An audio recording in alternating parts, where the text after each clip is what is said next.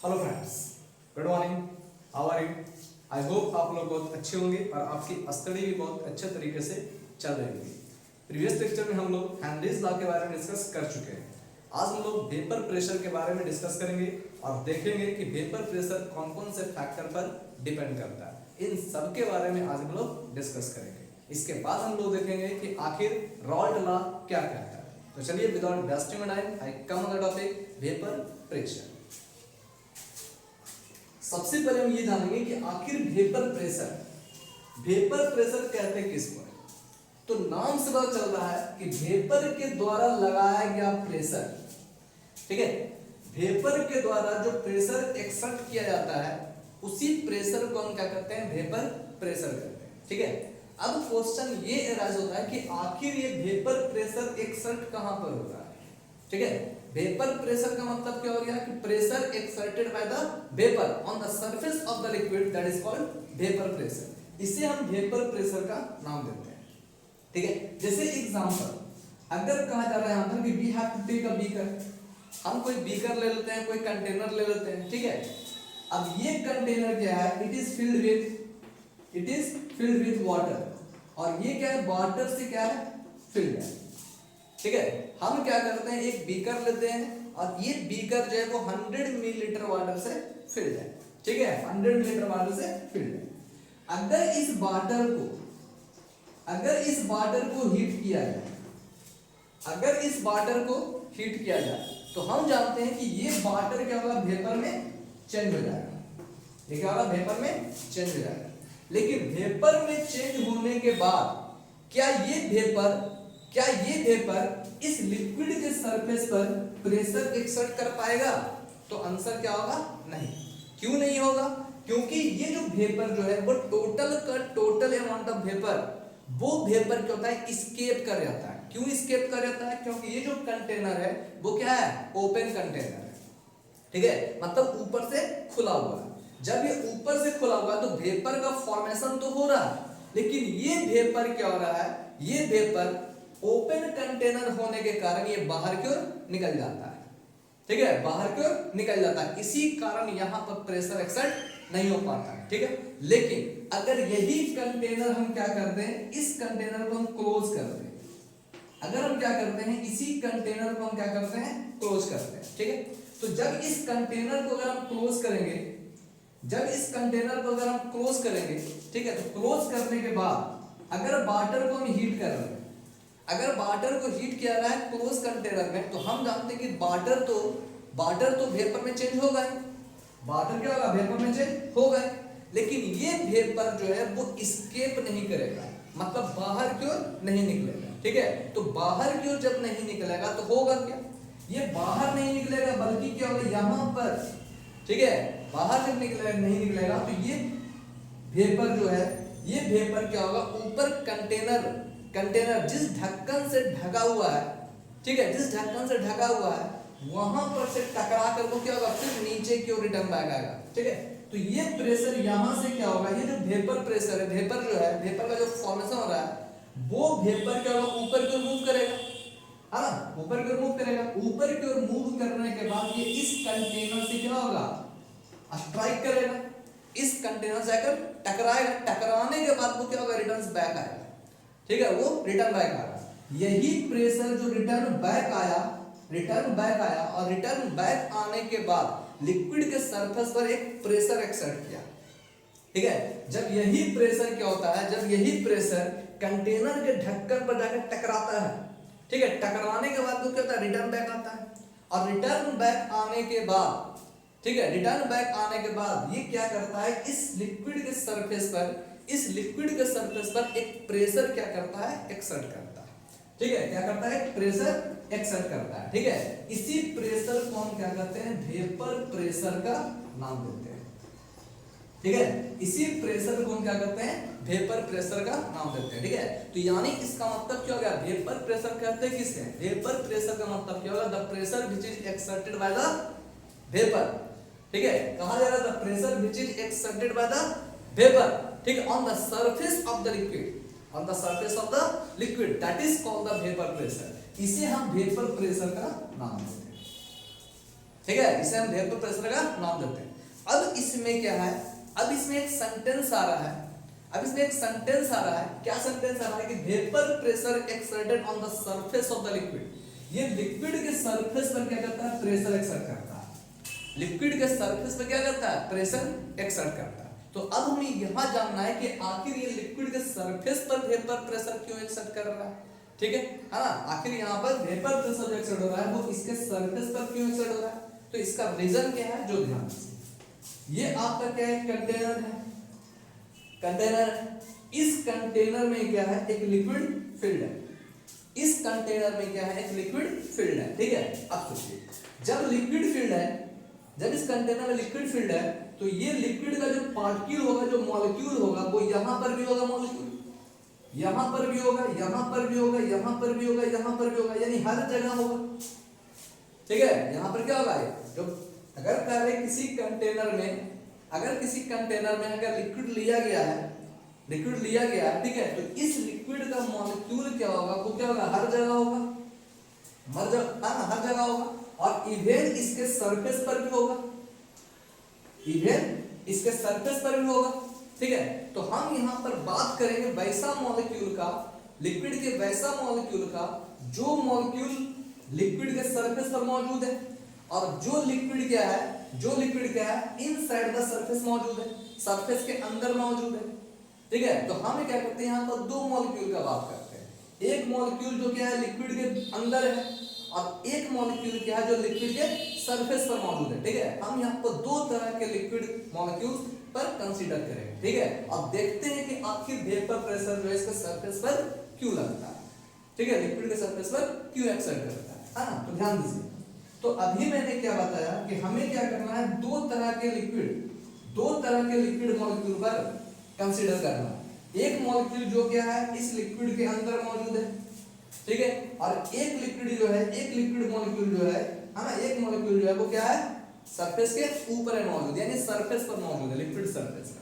ठीक है, तो अब ध्यान दीजिए, अब ये जो आपका लिक्विड का जो मॉलिक्यूल है, इस मॉलिक्यूल पर इसके चारों तरफ का जो भी मॉलिक्यूल है, ठीक है, क्योंकि हम जानते हैं कि लिक्विड में क्या है, चूंकि दिया हुआ यहां पर कि इस लिक्विड में हर जगह क्या है, मॉलिक्यूल मौजूद है। ठीक है, इस लिक्विड का मॉलिक्यूल क्या है, हर पोजीशन पर है, हर जगह पर मौजूद है।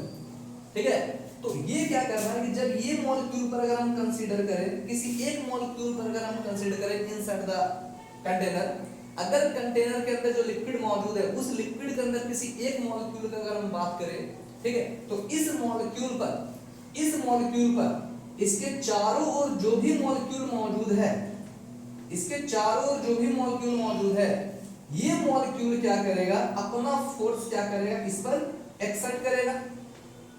ठीक है, यानी या ये क्या करेगा, अपना फोर्स इस पर एक्सर्ट करेगा, या ये क्या करेगा, उस अगल बगल वाले पार्टिकल पर या अगल बगल वाले मॉलिक्यूल पर, लिक्विड के मॉलिक्यूल पर क्या करेगा, फोर्स एक्सर्ट करेगा। यानी यहां पर जो फोर्स एक्सर्ट हो रहा है वो चारों तरफ से यहां पर क्या कर रहा है, फोर्स एक्सर्ट हो रहा है।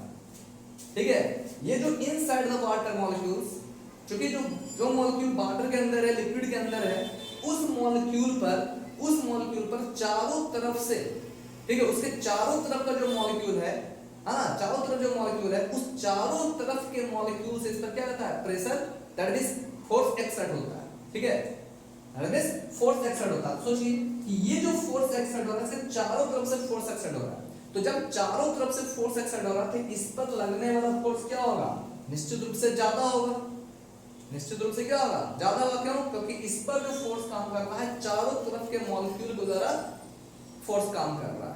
ठीक है, जो भी अट्रैक्शन फोर्स काम कर रहा है, ये चारों तरफ के मॉलिक्यूल के द्वारा क्या हो रहा है, इसका फोर्स काम कर रहा है। ठीक है, लेकिन अगर हम बात करें कि सरफेस मॉलिक्यूल, वैसा लिक्विड जो इसके सरफेस पर मौजूद है ना, जो लिक्विड, जो मॉलिक्यूल ऑफ लिक्विड, ठीक है, यानी कह रहे लिक्विड का वैसा मॉलिक्यूल जो इसके सरफेस पर मौजूद है, इस मॉलिक्यूल पर, ठीक है, अगर हम दूसरे मॉलिक्यूल के अट्रैक्शन फोर्स की बात करें, तो केवल क्या हो रहा है, केवल नीचे से फोर्स इस पर एक्सर्ट हो रहा है।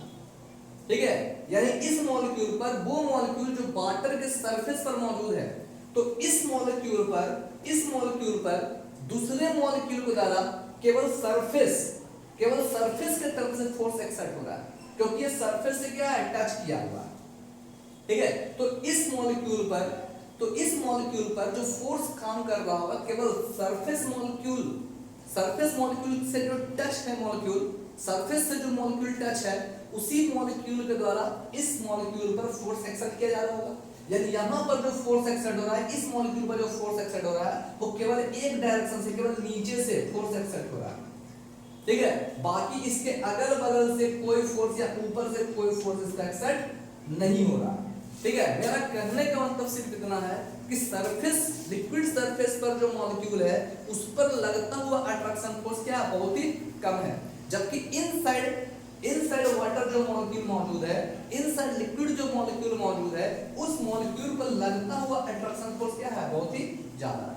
यानी यहाँ पर का अट्रैक्शन फोर्स, यहाँ पर का इंटरमॉलिक्यूलर फोर्स ऑफ अट्रैक्शन, ठीक है, यहाँ पर का इंटरमॉलिक्यूलर फोर्स ऑफ अट्रैक्शन बहुत ही ज्यादा होगा as compare to surface molecule पर लगते हुए अट्रैक्शन फोर्स। ठीक है, यानी यहाँ पर जो अट्रैक्शन फोर्स काम कर रहा है, इस अट्रैक्शन फोर्स का वैल्यू क्या होगा, बहुत ही कम होगा। ठीक है, इस मॉलिक्यूल के रिस्पेक्ट में। ठीक है, इतना समझ है। अब सोचिए, तो जब यहाँ पर ज्यादा फोर्स एक्सर्ट हो रहा है, जब यहाँ पर ज्यादा इंटरमोलिकुलर फोर्स एक्सर्ट हो रहा है, स्ट्रॉन्ग इंटरमोलिकुलर फोर्स यहाँ पर है, और यहाँ पर क्या है, थोड़ा सा वीक इंटरमोलिकुलर फोर्स है। यहाँ पर लगता हुआ फोर्स कम है, यहाँ पर लगता हुआ फोर्स ज्यादा है। तो बताइए आप कि कौन सा मॉलिक्यूल बहुत जल्दी क्या करेगा, वेपराइज करेगा। ठीक है, तो हम जानते हैं कि जिस पर कम फोर्स लग रहा होगा, वो बहुत जल्दी क्या करेगा, वेपराइज करेगा। ठीक है, क्योंकि हम जानते हैं जिस पर जितना कम फोर्स लगेगा उतना कम एनर्जी हमको देना होगा इसको ब्रेक करने के लिए, इसको तोड़ने के लिए, इसके फोर्स को ब्रेक करने के लिए। और जितना जल्दी यहाँ पर लगता हुआ फोर्स, और जितना जल्दी इसके बीच लगता हुआ फोर्स जितना जल्दी ब्रेक करेगा, उतना जल्दी क्या होगा, ये वेपराइज करेगा। ठीक है, तो यहाँ पर लगता हुआ इंटरमोलिकुलर फोर्स क्या है, बहुत ही कम है, और इसी कारण सरफेस पर का जो मॉलिक्यूल है वो बहुत जल्दी क्या होता है, वेपराइज कर जाता है। ठीक है, जबकि यहाँ पर लगता हुआ अट्रैक्शन फोर्स क्या, बहुत ही स्ट्रॉन्ग है। जब स्ट्रॉन्ग है तो सब मॉलिक्यूल क्या है, इसको आगे पीछे चारों तरफ से पकड़े हुए हैं। जब चारों तरफ से सब फोर्स लगा हुआ है, चारों तरफ से मॉलिक्यूल इस मॉलिक्यूल को पकड़े हुए हैं, तो आखिरी वेपराइज कैसे होगा। ठीक है, यानी यहाँ पर वेपराइजेशन प्रोसेस क्या होगा, कम होगा, नहीं के बराबर होगा। ठीक है, बहुत ही कम होगा। यानी वेपराइजेशन प्रोसेस जो है वो कहाँ पर होगा, तो हम कह सकते हैं इसके सरफेस पर होगा। ठीक है, सरफेस पर ज्यादा होगा। ठीक है, यानी इसी कारण जो है सरफेस का जो भी मॉलिक्यूल होता है वो वेपर में चेंज करता है, और वेपर में चेंज करने के बाद and then it exert on the surface of the liquid. ठीक है, और उसके बाद क्या करता है, सरफेस पर ही क्या करता है, प्रेशर एक्सर्ट करता है। ठीक है, इसी कारण जो है सरफेस पर प्रेशर एक्सर्ट होता है। ठीक है, क्योंकि यहाँ पर तो फोर्स लगा हुआ है ना, इसी कारण जो दिया है कि वेपर प्रेशर जो एक्सर्ट होता है वो on the surface of liquid होता है। ठीक है, तो अब आप ये समझ चुके होंगे कि आखिर वेपर प्रेशर किसे कहते हैं। हाँ, वेपर प्रेशर का मतलब क्या है कि pressure exerted by the vapour. नाम से पता चल रहा है कि वेपर के द्वारा लगाया गया प्रेशर, यानी the pressure which is exerted by the vapour on the surface of the liquid, that is called the vapour pressure. उसे हम वेपर प्रेशर का नाम देते हैं। ठीक है, उसे हम वेपर प्रेशर का नाम देते हैं। अब एक बात और ध्यान दें, कहा जा रहा है कि vapour pressure depends on a number of factors. Vapour pressure बहुत से फैक्टर पर क्या होता है, डिपेंड करता है। ठीक है, कौन कौन से फैक्टर पर डिपेंड करता है, ध्यान दीजिए।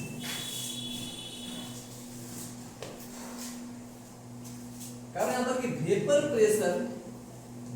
Pressure depends on a number of factors, depends on a number of factors, depends on a number of factor. Vapour pressure बहुत से फैक्टर पर डिपेंड करता है। कौन कौन सा फैक्टर पर डिपेंड करता है, तो आपका एक फैक्टर जो है वो क्या है, nature of substance. Nature of substance मतलब nature of solid, nature of solid. ठीक है, तो हम कहते हैं यहां पर कि nature of solid, nature of solvent, nature of solvent, है ना। यानी कहा जा रहा है यहाँ पर ये डिपेंड किस पर करता है, नेचर ऑफ सब्सटेंस पर डिपेंड करता है। ठीक, दूसरा अगर हम बात करें कि और कौन से फैक्टर पर डिपेंड करता है, तो हम कह सकते हैं यहाँ पर vapour pressure also depends on the temperature, ये टेम्परेचर पर भी डिपेंड करता है। Number third on the surface area, इसके अलावा ये सरफेस एरिया पर भी डिपेंड करता है। ठीक है, तो कह रहे हैं vapour pressure depends on a number of factor and these factors are nature of the substance. दूसरा क्या कह रहा है, टेम्परेचर। थर्ड दिया हुआ यहाँ पर सरफेस एरिया। नंबर 4 हम कर सकते हैं intermolecular force of attraction, intermolecular force of attraction, intermolecular force of attraction. उसी प्रकार कह सकते हैं इसका नेक्स्ट फैक्टर जो होगा वो क्या होगा आपका intermolecular space, intermolecular space, intermolecular space. ठीक है, इसके साथ साथ ये और एक फैक्टर पर डिपेंड करता है। ठीक है, जैसे हम कहते हैं ह्यूमिडिटी पर भी डिपेंड करता है। ठीक है, आपका एयर पर भी डिपेंड करता है, लेकिन मेनली ये डिपेंड किस पर करता है, तो हम कह सकते हैं कि नेचर ऑफ सब्सटेंस पर, temperature, surface area, intermolecular force of attraction और इंटरमॉलिक्यूलर स्पेस, यानी इन सब पर क्या होता है, ये बहुत ज्यादा डिपेंड करता है। ठीक है, अब ये जानना है कि कैसे डिपेंड करता है, तो हम एक एक करके इसके बारे में डिस्कस करेंगे। ठीक है, चलिए देखते हैं। तो करेंगे नेचर ऑफ सॉलिड और सब्सटेंस, या नेचर ऑफ सॉलिड और सॉलिड। अब सोचिए, अगर कहा जा रहा है कि हम यहाँ पर सब्सटेंस के रूप में, क्योंकि कह रहे हैं कि नेचर ऑफ सब्सटेंस, अगर हम यहाँ पर सब्सटेंस के रूप में हम क्या ले रहे हैं, H2O लेते हैं, ये आपका क्या लिया रहा है, C2H5OH, मतलब इथाइल अल्कोहल लिया रहा है। ठीक है, एक सब्सटेंस क्या है यहाँ पर H2O है एज ए सॉल्वेंट ग्रुप में, और C2H5OH है एक सॉल्यूट ग्रुप। ठीक है, ये क्या है, सॉल्यूट है, ये क्या है, सॉल्वेंट है। ठीक है ना। अब ध्यान, अब ये जो C2H5OH है, ये जो H2O है, हम जानते हैं कि C2H5OH ये बहुत जल्दी क्या होगा, वेपराइज करेगा। ठीक है, यानी ये क्या होगा, बहुत जल्दी क्या होगा, वेपराइज करेगा, जबकि ये हम जानते हैं यहाँ पर इसमें, है ना, वेपराइज करेगा, लेकिन ये कुछ टाइम लेगा। ठीक है, यानी इसका मतलब ये बहुत ही कम समय में वेपराइज कर जाएगा, जबकि ये क्या होगा, बहुत ज्यादा टाइम लेगा एज कंपेयर टू अल्कोहल। ऐसा क्यों होता है, तो ध्यान दीजिए, हम जानते हैं यहाँ पर जो ये H2O मॉलिक्यूल है, यहाँ पर जो ये H2O मॉलिक्यूल है, ठीक है, तो हम जानते हैं a number of H2O molecules are associated to each other with the hydrogen bond. यानी कहा जा रहा है यहाँ पर कि इस H2O के मॉलिक्यूल के बीच क्या काम करता है, हाइड्रोजन बॉन्ड काम करता है। ठीक है, यानी हम जानते हैं यहाँ पर कि this number of bond molecules are attached to each other या associated to each other with the hydrogen bond. ये हाइड्रोजन बॉन्ड से क्या होता है, बॉन्डेड होता है। ठीक है, जबकि यहाँ देखिए ये जो C2H5OH है, हालांकि कारण C2H5OH के केस में भी यहाँ पर भी हाइड्रोजन बॉन्ड बना हुआ, यहाँ पर भी जो दिया हुआ है ये भी हाइड्रोजन बॉन्ड बना सकता है। ठीक है, हम जानते हैं यहाँ पर ये जो H2O है ये तो हाइड्रोजन बॉन्ड बना रहा है, ये जो आपका दिया हुआ है ये हाइड्रोजन बॉन्ड आपका बना रहा है। ठीक है, यहाँ पर भी हाइड्रोजन बॉन्ड बन सकता है। ठीक है, यहाँ पर भी हाइड्रोजन बॉन्ड बन सकता है। ठीक है, लेकिन H2O के केस में जो हाइड्रोजन बॉन्ड बनता है, ठीक है, वो क्या बन सकता है ना, यहाँ पर in case of H2O molecule 4 hydrogen bond is form. ठीक है, विद वन मॉलिक्यूल। कह रहा है यहाँ पर कि वाटर के एक मॉलिक्यूल के साथ 4 हाइड्रोजन बॉन्ड का फॉर्मेशन हो सकता है। ठीक है, यानी क्या बन सकता है, एक इससे बन सकता है, इससे बन सकता है, इससे बन सकता है। ठीक है, यानी कह रहे हैं यहाँ पर कि यहाँ पर जो है हाइड्रोजन जो है वो क्या करता है, हाइड्रोजन बॉन्ड का फॉर्मेशन करेगा हाइड्रोजन ऑक्सीजन के बीच। ठीक है, तो वाटर मॉलिक्यूल के एक मॉलिक्यूल के बीच कम से कम 4 हाइड्रोजन बॉन्ड का फॉर्मेशन होगा। लेकिन in case of C2H5OH alcohol के केस में केवल यहाँ पर क्या होता है, 2 केवल क्या होता है, केवल यहाँ पर क्या होता है, दो हाइड्रोजन बॉन्ड का फॉर्मेशन हो सकता है, ठीक है। केवल यहाँ पर क्या करता है, हाइड्रोजन के, हाँ, अल्कोहल के केस में केवल दो हाइड्रोजन बॉन्ड का फॉर्मेशन होता है, ठीक है। तो यानी कहने का मतलब सिर्फ इतना है कि यहाँ H2O के केस में स्ट्रॉन्ग हाइड्रोजन बॉन्ड का फॉर्मेशन होता है, जबकि C2H5OH के केस में, अल्कोहल के केस में क्या होता है, वीक हाइड्रोजन बॉन्ड का फॉर्मेशन होता है, ठीक है। क्यों? क्योंकि इसकी संख्या क्या है, यहाँ पर हाइड्रोजन बॉन्ड के बनने वाली संख्या क्या है, कम होती है, जबकि H2O के केस में हाइड्रोजन बॉन्ड बनने वाली संख्या ज्यादा होती है। इसी कारण यहाँ पर जो हाइड्रोजन बॉन्ड एक्सर्ट होता है वो स्ट्रॉन्ग होता है, जबकि यहाँ पर जो हाइड्रोजन बॉन्ड होता है वो वीक होता है, ठीक है। अब आप खुद समझ लीजिए कि अगर यहाँ पर लगता हुआ हाइड्रोजन बॉन्ड अगर वीक होगा, it can be broken down very easily, तो इसको हम इजीली क्या कर सकते हैं, ब्रेक कर सकते हैं। मतलब क्या होगा, ये इजीली वेपोराइज हो सकता है, ये क्या होगा, इजीली वेपोराइज हो सकता है, लेकिन इसको वेपोराइज करने के लिए हमें ज्यादा टेम्परेचर देना होगा, ठीक है। और इसी कारण हम कह सकते हैं कि ये जो H2O होता है, इसका बॉइलिंग पॉइंट ऑफ H2O जो होता है वो क्या होता है, ज्यादा होता है as compare to boiling point of C2H5OH, C2H5OH, ठीक है। यानी हम कह सकते हैं यहाँ पर कि C2H5OH का बॉइलिंग पॉइंट क्या होगा, कम होगा एज कंपेयर टू वाटर, ठीक है। क्यों? क्योंकि यहाँ पर हाइड्रोजन बॉन्ड क्या है, स्ट्रॉन्ग है, और स्ट्रॉन्ग हाइड्रोजन बॉन्ड को तोड़ने के लिए ज्यादा एनर्जी देना पड़ेगा, ज्यादा टेम्परेचर देना पड़ेगा, मतलब इसका बॉइलिंग पॉइंट क्या होगा, ज्यादा होगा एज कंपेयर टू C2H5OH, ठीक है। और इसी कारण कह सकते हैं कि इसका बॉइलिंग पॉइंट कम होता है, इसी कारण इसका वेपोराइजेशन ज्यादा होता है, ठीक है। यानी ये बहुत जल्दी क्या करता है, वेपोराइज करता है, ठीक है। इसलिए हम कहते हैं यहाँ पर कि एक फैक्टर तुमको समझ में आया कि बॉइलिंग पॉइंट जो होगा वो इनवर्सली प्रोपोर्शनल टू क्या हो जाएगा, वेपर प्रेशर होगा, ठीक है। यानी वेपर प्रेशर जो होगा वो inversely proportional to boiling point होगा, ठीक है। अगर बॉइलिंग पॉइंट अगर किसी लिक्विड का ज्यादा होगा तो उसका वेपर प्रेशर क्या होगा, कम होगा, क्यों? क्योंकि वेपर का फॉर्मेशन कम होगा। उसी प्रकार अगर बॉइलिंग पॉइंट अगर कम होगा तो वेपर प्रेशर क्या होगा, ज्यादा होगा, ठीक है, ज्यादा वेपर का फॉर्मेशन होगा, ठीक है।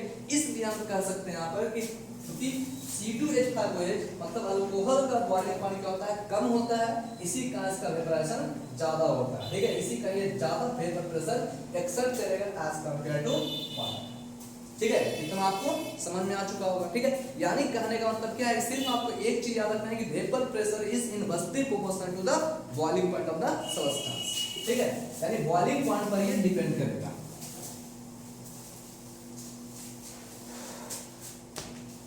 ठीक है। तो ये क्या करेगा, बॉइलिंग पॉइंट पर डिपेंड करता है। यानी हम कह सकते हैं यहाँ पर कि बॉइलिंग पॉइंट जो दिया वो आपका क्या होता है, inversely proportional to vapour pressure, ठीक है। अब सोचिए यहाँ लिखा हुआ ईथर, ईथर, फिर दिया हुआ है आपका C2H5OH अल्कोहल, फिर दिया हुआ है यहाँ पर वाटर, ठीक।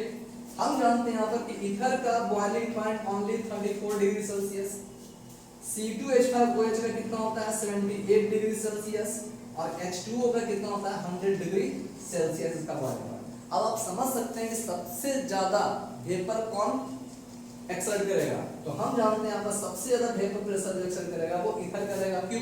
क्योंकि इसका बॉइलिंग पॉइंट सबसे कम, बॉइलिंग पॉइंट सबसे कम, वेपर प्रेशर सबसे ज्यादा, हाँ। इसलिए यहाँ पर दिया हुआ order of vapour pressure exerting, इसलिए order of exerting vapour pressure, exerting पे वेपर प्रेशर के लिए क्या हो जाएगा आपका, ईथर होगा, ईथर, उसके बाद क्या होगा आपका अल्कोहल होगा C2H5OH, और उसके बाद आपका क्या होगा H2O होगा, ठीक है। यानी सबसे ज्यादा जो है वेपराइज कौन करेगा, ईथर करेगा।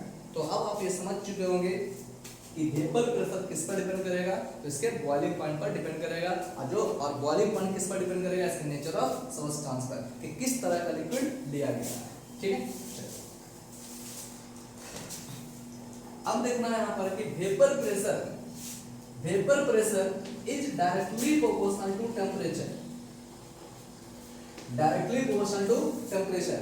यानी इसका मतलब क्या है कि जितना ज्यादा टेम्परेचर हम देंगे, ठीक है, यानी कह रहे हैं यहाँ पर कि टेम्परेचर इंक्रीजेस, टेम्परेचर इंक्रीजेस, हम जानते हैं वेपर प्रेशर क्या होगा, increases, vapour pressure increases, temperature increases, vapour pressure increases. यानी जितना ज्यादा टेम्परेचर होगा, टेम्परेचर बढ़ेगा, हम कहते हैं वेपर प्रेशर क्या होगा, इंक्रीज करेगा, ठीक है। लेकिन ध्यान दीजिए हम यहाँ पर बात किसका कर रहे हैं, लिक्विड का, ठीक है। हम यहाँ बात किसका कर रहे हैं, लिक्विड का, वो भी कैसा लिक्विड, वोलेटाइल लिक्विड। ठीक है, वोलेटाइल का मतलब क्या होता है कि वैसा लिक्विड जो क्या होता है अपने वेपर में चेंज हो जाता है, कन्वर्ट हो जाता है, ठीक है, उसको हम क्या करते हैं वेपर, है ना, उसको हम क्या करते हैं वेपर का नाम देते हैं, ठीक है, वोलेटाइल लिक्विड का नाम देते हैं, ठीक है, यानी वो वैसा लिक्विड जो अपने वेपर में क्या होता है हीट करने पर अपने वेपर में कन्वर्ट हो जाता है, ठीक है, तो उसको हम क्या करते हैं, ठीक है, यानी उस लिक्विड को हम वोलेटाइल लिक्विड का नाम देते हैं, ठीक है, हाँ वोलेटाइल का नाम देते हैं। लेकिन जो कह रहा है कि वैसा सब्सटेंस जिसको हीट करने पर टेम्परेचर देने पर वो अपने वेपर में चेंज नहीं होता है, वेपर के फॉर्म में चेंज नहीं होता है, ठीक है, तो उसे क्या कहते हैं नॉन वोलेटाइल सब्सटेंस का नाम देते हैं, ठीक है, उसे नॉन वोलेटाइल सब्सटेंस का नाम देते हैं, ठीक है। जैसे कह रहा है कि अगर हमारे शुगर पार्टिकल, अगर शुगर को हम हीट करेंगे, अगर शुगर को अगर हमारे वाटर में डिसॉल्व है, हम हीट करें तो वाटर क्या होगा वेपराइज करेगा, वाटर वेपराइज करेगा, लेकिन शुगर क्या होता है वेपराइज नहीं करता है, ठीक है, इसी कारण हम by the help of evaporation method we can separate the mixture of sugar and water, आपको पता है, ठीक है, इसी कारण जो है हम शुगर को और वाटर मॉलिक्यूल को, शुगर को वाटर मॉलिक्यूल को एक दूसरे से सेपरेट आउट कर सकते हैं, ठीक है, कैसे, तो bye the help of evaporation process, ठीक है, आप जानते होंगे, ठीक है, क्यों, क्योंकि हम जानते हैं यहाँ पर कि शुगर पार्टिकल जो है वो नॉन वोलेटाइल होता है, वो क्या होता है वेपराइज नहीं करता है, ठीक है, जबकि वाटर जो होता है वो क्या होता है वोलेटाइल होता है और इसी कारण वो क्या होता है बाहर की ओर निकल जाता है, और इस तरह से हम दोनों को क्या कर सकते हैं बाहर की ओर सेपरेट आउट कर सकते हैं, ठीक है, तो इस याद रखना है कि जो जिसको हीट करने पर, जो सब्सटेंस को हीट करने पर अगर वो वेपर में चेंज हो गया तो उसे हम क्या करते हैं वोलेटाइल करते हैं, और जो वेपर में चेंज नहीं होता हीट करने पर वो क्या होता है आपका नॉन वोलेटाइल सब्सटेंस के नाम से जाना जाता है, ठीक है, तो ध्यान रखिए। तो यहाँ पर क्या कर रहा है कि ये आपका वेपर प्रेशर टेम्परेचर अगर इंक्रीज करेगा, टेम्परेचर अगर इंक्रीज करेगा तो वोलेटाइल सब्सटेंस बहुत जल्दी क्या होगा वेपराइज करेगा, और इस कारण से हम कह सकते हैं यहाँ पर कि वेपर प्रेशर इंक्रीज करेगा, ठीक है, ये याद रखना है। नंबर 3 क्या याद रखना है आपको, सरफेस एरिया,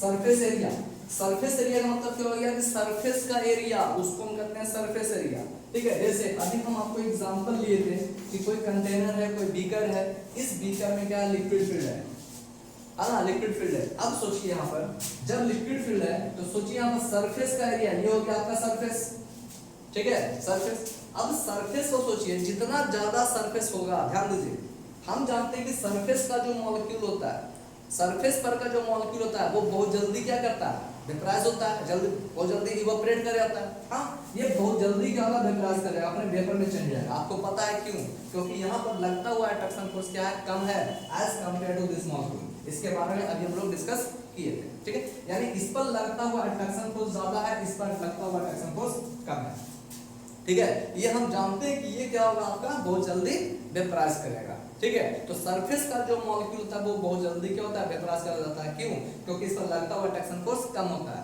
और जितना फोर्स कम लगेगा, जितना फोर्स कम लगेगा उतना जल्दी क्या होगा ये इवेपोरेट करेगा, ठीक है, मतलब वेपराइज करेगा, ठीक है, लेकिन अब यहाँ हम बात कर रहे हैं सरफेस एरिया, तो सरफेस एरिया में एक कंडीशन तो ये आ रहा है कि सरफेस पर मॉलिक्यूल है, सरफेस ऑफ मॉलिक्यूल है, और सब सरफेस ऑफ मॉलिक्यूल है तो यहाँ पर लगता हुआ अट्रैक्शन फोर्स क्या होगा कम होगा, और जब कम होगा तो वेपराइजेशन क्या होगा ज्यादा होगा, ठीक है, क्योंकि इसको है ना, क्योंकि इसके बीच लगते हुए फोर्स को तोड़ने के वो कम एनर्जी देना पड़ेगा, कम टेम्परेचर देना पड़ेगा, और जितना कम टेम्परेचर, जितना कम फोर्स यहाँ लगेगा, ठीक है, उतना कम टेम्परेचर देना पड़ेगा, उतना जल्दी क्या होगा मॉलिक्यूल बाहर को निकल जाएगा, उतना जल्दी वेपराइज कर जाएगा, ठीक है, तो ये कंडीशन तो हम जानते हैं कि सरफेस पर फोर्स यहाँ पर कम लगता है, और जब फोर्स कम लगता है तो वेपराइजेशन ज्यादा होगा, ठीक है, बहुत जल्दी मॉलिक्यूल क्या होगा बाहर निकल जाएगा, टूट जाएगा, ठीक है, लेकिन अब यहाँ बात करें सरफेस एरिया मतलब सरफेस का एरिया, अब सोचिए जितना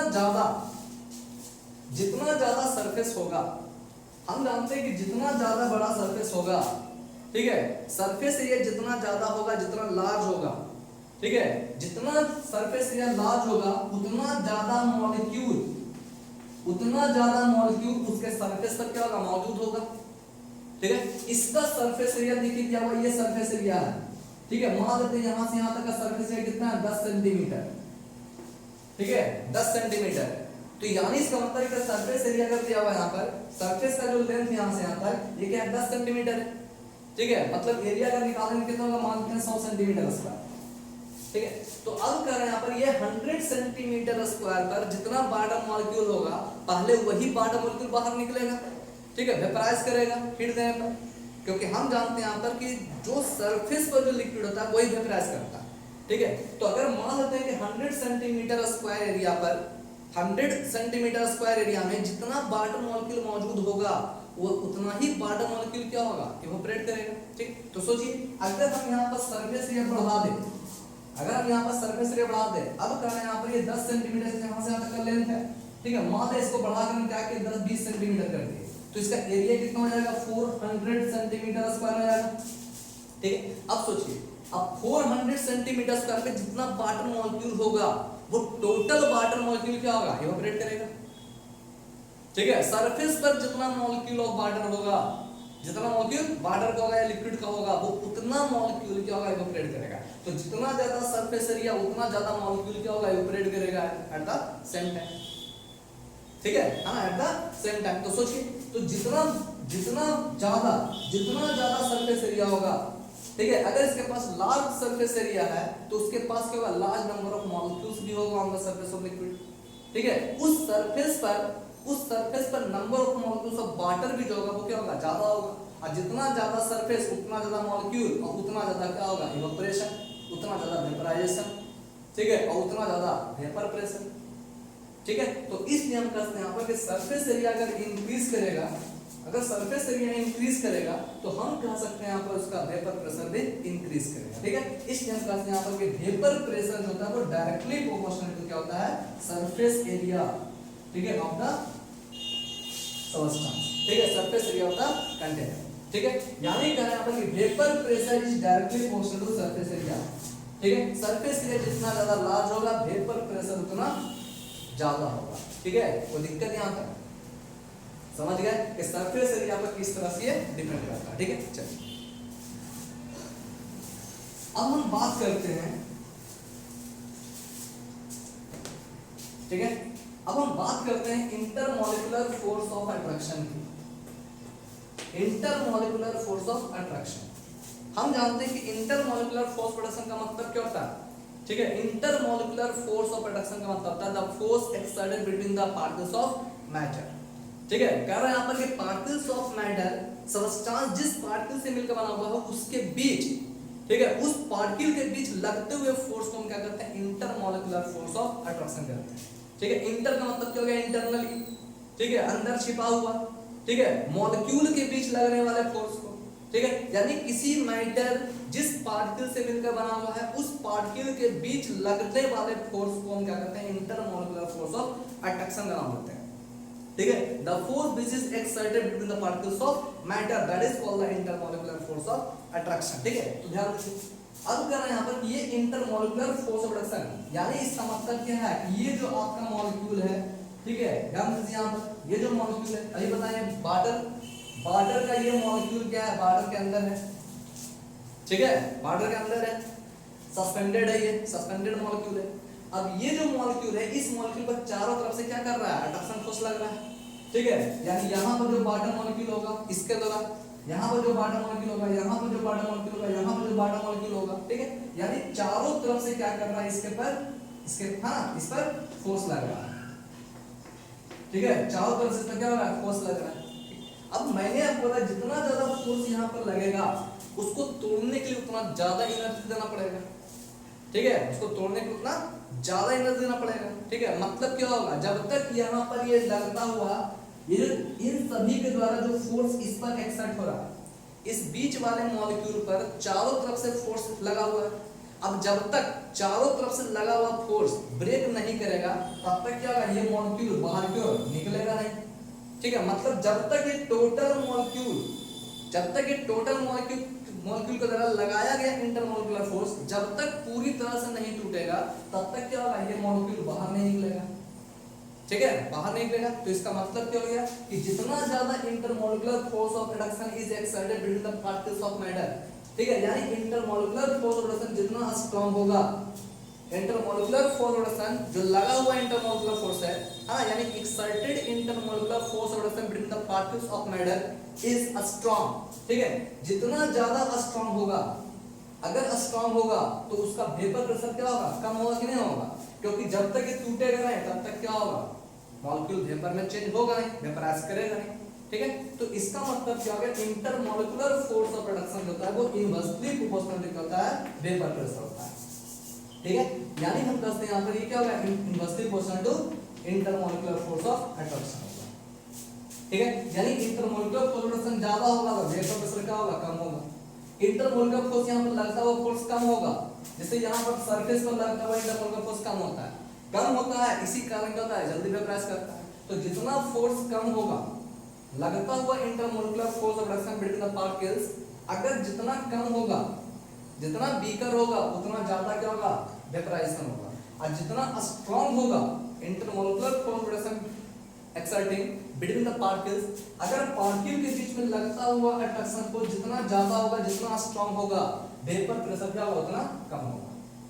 ठीक है, तो इसलिए हम कहते हैं यहां पर कि vapour pressure is inversely proportional to intermolecular force of attraction. ठीक है, चलिए, तो अब आप ये समझ चुके होंगे कि आखिर इंटरमोलिकुलर फोर्स ऑफ रिडक्शन किस तरह से डिपेंड करता है। ठीक है, अब हम बात कर रहे थे इंटरमोलिकुलर स्पेस। इंटरमोलिकुलर स्पेस, अब इंटरमोलिकुलर स्पेस का मतलब क्या होता है? ठीक है, इंटरमोलिकुलर स्पेस का मतलब होता है कि अगर मान लिया कोई मैटर है, उस मैटर के पार्टिकल के बीच में जो स्पेस मौजूद होता है, ठीक है, the space available between the particles of matter. ठीक है, कह रहा पार्टिकल्स ऑफ मैटर के बीच में, पार्टिकल्स ऑफ मैटर के बीच में जो स्पेस बचा हुआ रहता है, उस स्पेस को हम क्या करते हैं, इंटरमोलिकुलर स्पेस कहते हैं। ठीक है, तो सोचिए, अगर कह रहा है यहां पर, अगर मान लिया ये पार्टिकल है, कोई मॉलिक्यूल है, ठीक है, अगर ये मॉलिक्यूल चारों तरफ से इस मॉलिक्यूल से, इन सब मॉलिक्यूल से क्या घिरा हुआ, ठीक है, घिरा हुआ, तो हम देख सकते हैं यहां पर कि इसके बीच में स्पेस क्या है, नहीं है। स्पेस नहीं है, इसका मतलब क्या है कि ये सभी मॉलिक्यूल आपस में स्ट्रांगली कनेक्टेड है। ठीक है, यानी this molecules are connected to each other with the strong intermolecular force of reduction. ठीक है, जितना ज्यादा फोर्स होगा, जितना ज्यादा फोर्स एक्सर्ट होगा, स्पेस उतना कम होगा। ठीक है, अगर मान लेते हैं, ठीक है, अगर सपोज करते हैं कि अगर मान ले कोई सब्सटेंस पर अगर हम प्रेशर एक्सर्ट किए, जब प्रेशर एक्सर्ट करेंगे तो पार्टिकल क्या होगा, come in contact to each other, एक दूसरे के नजदीक आ जाएगा। जितना ज्यादा फोर्स एक्सर्ट होगा, पार्टिकल एक दूसरे के नजदीक होगा। तो यहां ध्यान दीजिए कि पार्टिकल क्या है, सब एक दूसरे के नजदीक है। नजदीक हम क्यों कह रहे हैं, क्योंकि there is no space between the particles of matter. ये सब पार्टिकल के बीच में कोई स्पेस, कोई गैप यहां पर मौजूद नहीं है। ठीक है, अब गैप तभी मौजूद नहीं हो सकता है जब उनके बीच लगता हुआ अट्रैक्शन फोर्स ज्यादा हो। ठीक है, यानी यहां पर लगता हुआ अट्रैक्शन फोर्स क्या है, इन सभी के बीच लगता हुआ अट्रैक्शन फोर्स क्या है, स्ट्रांग है, ज्यादा है। ठीक है, लेकिन अगर यहां पर सेकंड केस देखा जाए, ठीक है, तो हम देख रहे हैं यहां पर कि यहां पर क्या है, यहां पर गैप मौजूद है, यहां पर क्या है, गैप मौजूद है। ठीक है, इसी गैप को, यानी पार्टिकल के बीच में जो गैप मौजूद होता है, इसी गैप को हम क्या करते हैं, इंटरमोलिकुलर स्पेस कहते हैं। ठीक है, अब सोचिए, जितना ज्यादा स्पेस होगा, जितना ज्यादा स्पेस होगा, हाँ, हम कह सकते हैं उसके बीच लगता हुआ इंटरमोलिकुलर फोर्स क्या होगा, उतना कम होगा।